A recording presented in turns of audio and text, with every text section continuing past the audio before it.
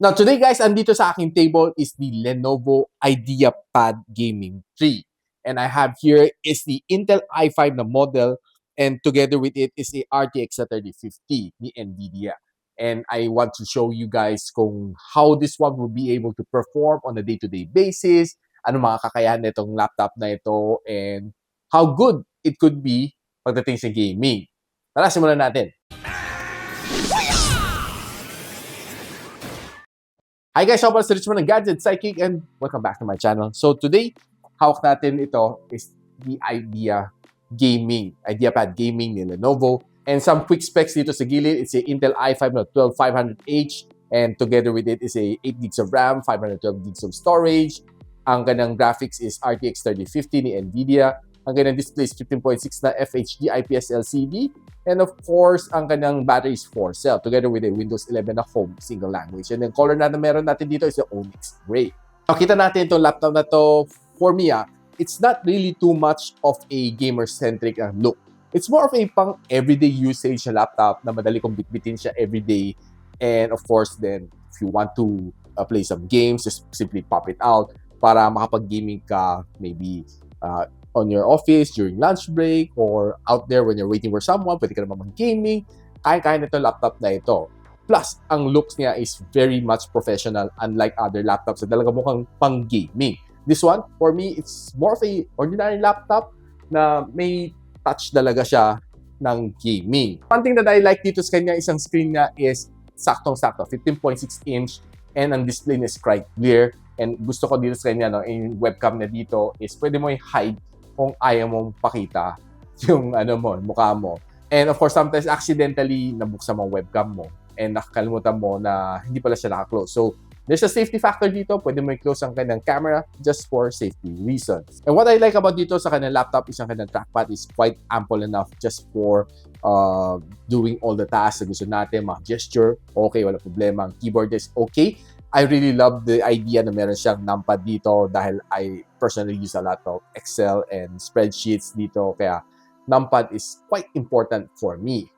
And one thing na napansin ko, yung kanyang hinge dito is really sturdy. Hindi siya yung mabilis buksan. Yung tama lang. And I believe that this one is really tough enough for a lot of open and close. Kasi one thing na sobrang important sa akin, yung hinge kaya matibay. Kasi ang daming laptops na yung pinaka-main problem is starting with the hinges nila. Tingnan muna natin kanyang side. Ang meron na dito is of course, exhaust, then isang USB Type-A, then together with a audio jack. Sa likod, makita natin lahat ng exhaust niya together with a HDMI port, LAN port, Type-C port, and of course, ang kanyang charging port. On the other side, kita natin is, of course, exhaust pa rin, and of course, another USB Type-A port. So one thing that I noticed ito sa laptop na ito is hindi sobrang generous pagdating sa USB port. Dalawa lang kanina USB-A, isa lang USB-C. So might as well buy a hub na kailangan natin, magagamit natin along the way. Kasi kung marami kang mga attachment, I'm pretty sure that you might need it along the way. And I have here is a pretty nice suggestion from Ugreen na pang-expansion natin. Pwede mo ikabit to sa likod, USB Type-C niya. Then together, magkakaroon ka ng expansion na tatlong USB-A, may karoon ka pa ng audio jack dito, sa side, card reader. Then sa kabila, meron ka pang VGA, HDMI, and a LAN port. And dito, pwede ka pa magkabit sa USB-C. So, not so bad, 9-in-1 from Ugreen. Link on the description. Now, another attachment na pwede ko i-recommend sa inyo is this one, si Jabra na Evolve 230. And this is one of those headset na very light, very portable, and comfy siya gamitin. And what I like about this one is okay siya, madaling bitbitin, especially when you're on the go. And yung sound quality niya is really nice, and ang kanya noise cancelling is really, really nice. I can say na itong foam niya is sobrang lambot, especially when you're putting around your ears for maybe 3, 4, 5 hours. This one, kayang-kaya niya na bigyan ka rin comfort na hinahanap-hanap mo on a headset na hindi ka talaga mairita. Plus dito, maganda rin ka ng cushion dito sa babaw, so hindi siya nakaka-irritate. And plus yung kanyang mic is pwede mo siyang ligpitin whenever you don't need it. And even this one can give you some really nice sounds, especially when you're playing games and you're just simply listening to music or just simply doing some of your teleconferencing every single day. Now, itong Jabra Evolve 230, for me, it's probably one of the best na nagamit ko, especially when I'm doing all of my meetings online. This is what I always use. For me, panalong-panalo to, and I'll be posting the link on the description box below. One of the things na medyo mahirap dito sa laptop na ito is you have a charging brick na medyo malaki. So, probably this is the only irritable part na kailangan mo bit-bitin. It's a 170 watts na charging brick just to be able to charge this laptop. Maybe I wish na in the future, makapag-come up tayo with something like Type-C na charger na can support up to 200 watts. Kasi I think si Xiaomi, nakapagawa ng charger na GAN, 210 watts. So I believe in the near future, kaya din natin i-adapt sa mga laptop para hindi mo na kailangan magbitbit na ganun kalaki na charging brick. Na itong laptop na to, when on normal usage, it can last me for roughly mga 6 hours on normal usage. Like let's say doing some of your office works, everything, kaya-kaya na magtagal to 6 to 7 hours on my best estimate. But if you're gaming dito on battery mode, I don't think tatagal siya ng mga 2 to 3 hours. Ubus na yung battery. Now for me, typing on this one is definitely smooth. Ang sarap mag-type dito. And pretty much quiet ang kanyang keyboard, so making typing experience really nice. Well, if you want a mechanical feel, I guess you might have to use a external keyboard just to give you that more satisfying na feel if you like those mga, well, medyo maingay na mechanical keyboard. Now, watching videos on this laptop, I can say okay siya. Ang sarap manood ng videos dito dahil okay, matingkad ang kanang colors. And what I like about this one, itong laptop na ito, is that it gives me yung feel na may pagka-matte finish ang kanyang display. Kasi pag pag yung mga glossy, mapapansin mo, glary siya. So, for me, ito, tamang-tama lang siya. Ang ganda ng kanyang datingan sa akin, no? And probably the thing na medyo hindi ko masyado trip is medyo makapal ang kanyang bezel dito sa baba, which probably might have been better if iayusin nila itong bezel na to, no? So, palitin nilang bezel, give you a bigger display, maybe 16-inch. I think it would be perfect. Now, watching some of my favorite K-pop na videos dito is definitely nice dahil ang kanyang display is probably better for entertainment purpose. Watching movies is also equally good dito if you're watching your favorite movies like Marvel or other dark scenes. Okay, panalo-panalo dito. Sold na sold. And by the way guys, itong laptop na ito comes with a 165Hz of screen refresh rate and ang maximum brightness niya is a 300 nits. Then, one thing na napansin ko dito is meron siyang anti-glare pala. Kaya pala yung what's really nice dito is hindi siya pag nailawan, mapapansin mo parang sobrang glary. This one for me, tamang-tama lang. And this one is being priced at 59,995 and I'll be posting the link on the description box below. Just check it out. Now, one of the most useful thing to do dito sa laptop na ito, you can do all of your office works like, of course, using it on Zoom meetings, doing your Word document, doing your spreadsheet, PowerPoint, kaya-kaya na ito laptop to handle without any problem. Maning-mani lang sa kanya yan. For me, ang kanyang camera quality, when you use it for Zoom meeting, okay lang naman siya. Wouldn't be really something too nice. And expected naman natin na yung mga camera modules sa loob ng mga laptops is just mababa lang MP niya. So, don't expect too much yung kanyang quality when you're using it for Zoom meeting or just simply video chat on Messenger, Viber.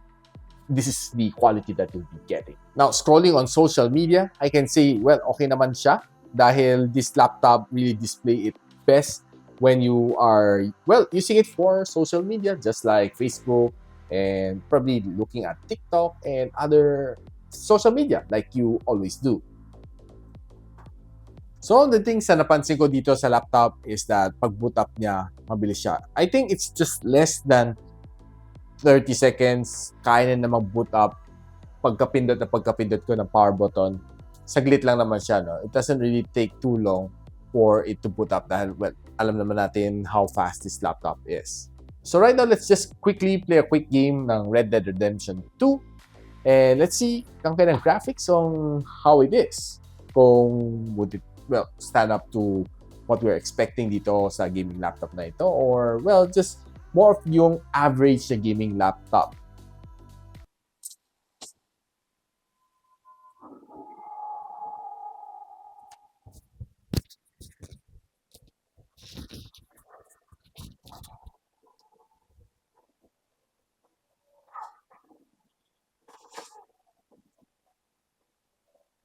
So guys, napansin ko dito sa kanya, ang graphics quality na dito sa Red Dead Redemption, which is a AAA na game, quite nice. Hindi naman, wala akong feel naman na lags, and the gameplay is quite smooth. And well, this is how it is.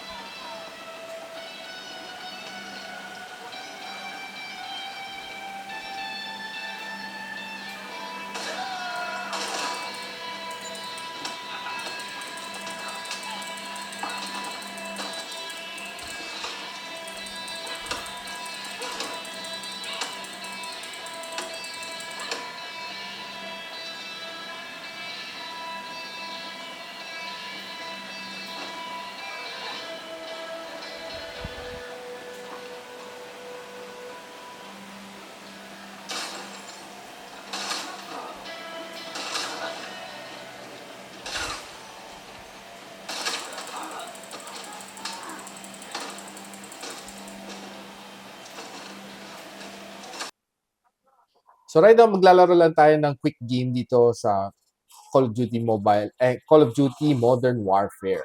Okay?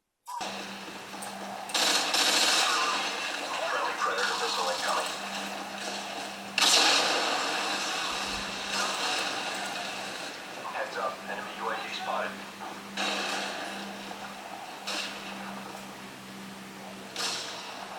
Care package on the way. UAV online.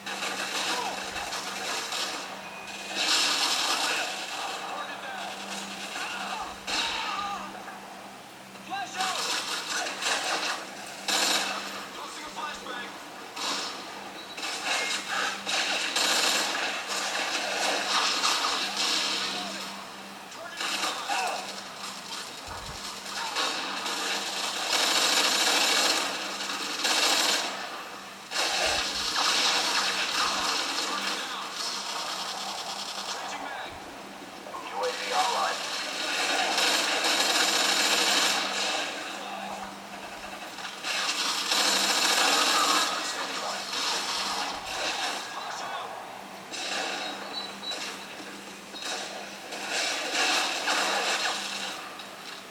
UAV recon ready for deployment. Enemy UAV spotted.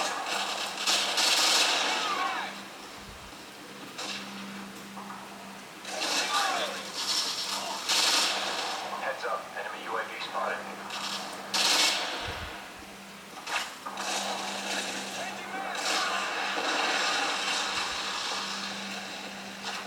So after playing game nito sa Modern Warfare, Call of Duty, I can say yung graphics is pretty nice. And smooth na smooth siya. Wala mo napansin, no? So, yung graphics nilagay ko sa mataas naman. And I can say the gameplay is definitely okay. So guys, what can I say about tong Lenovo Ideapad Gaming 3? It's probably very nice, very balanced. It's perfect for work life. It's perfect for gaming. It's perfect for entertainment. And I can say sobrang sarap na bitbitin wherever you go. And it doesn't even look like too much of a gaming laptop. It's more of a everyday professional looking laptop na okay siya bitbitin. And what's nice is hindi pa siya umabot ng 60,000 pesos just to have this rig. If you want to know kung saan pwede mabili itong laptop na ito, I'll be posting everything on the description box below. Just check it out. And if you like this video, don't forget to like, subscribe, and of course, click na yung bell icon para hindi nyo miss mga future uploads dito sa aking channel. So ako pala si Richman, you're watching Gadget Sidekick. What's up?